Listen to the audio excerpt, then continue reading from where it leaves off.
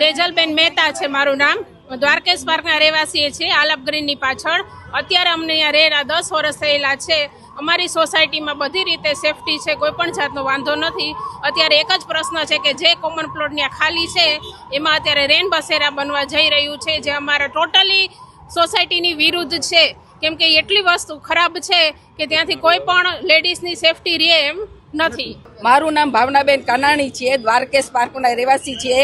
અમે 12 વર્ષ ત્યાં રહીએ છીએ. અમારી અત્યાર સુધીની બધી સેફટી સરસ હતી, પણ જે આ રેન બસેરાનું ચાલુ કર્યું છે ને બનાવવાનું, એ તો બનવા જ નહીં દઈએ. કારણ કે અમારી બેની દીકરીઓની સેફટી શું રહેશે આમાં? ને એમાં એમ વાત થઈ હતી કે આપણે એમાં આરોગ્ય કેન્દ્ર કરવાનું હતું, તો હવે કેમ ફેરફાર થયો? અમારી સોસાયટીમાં તો બનવા જ નહીં દઈએ. 15 સોસાયટી ભેગી થઈ છે અત્યારે. અમે અત્યારે એક ધારી આંદોલન ચાલુ કરીએ છીએ ને આ તો બનવા જ નહીં દઈએ. આજે નહીં ને કાલે નહીં બને. કરવું હોય તો આરોગ્ય કેન્દ્ર થશે, નકર અમે બધા ત્યાં આવી બેસી જશું. પણ કામ ચાલુ નહીં જ કરવા દે, નહીં જ કરવા દે, નહીં જ કરવા દે. અમારી સેફટી બેનું દીકરીઓની શું?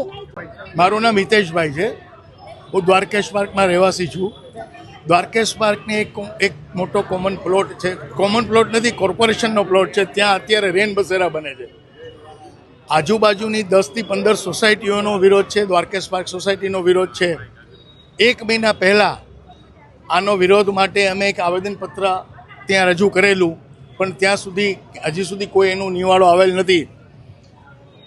આજુબાજુ દ્વારકેશ પાર્કની આજુબાજુ શ્રમિકના પ્લોટો વસેરા છે.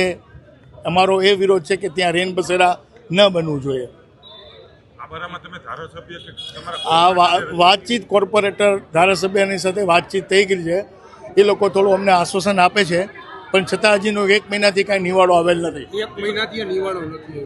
આગામી સમયમાં હજી નિવેડો નહીં આવે તો આના માટે ઉગ્ર પગલાં પણ લેશું. કયા પ્રકારના ઉગ્ર પગલાં એટલે કામ ચાલુ થવાની અંદર રસ્તા રોકો આંદોલન બી કરશું.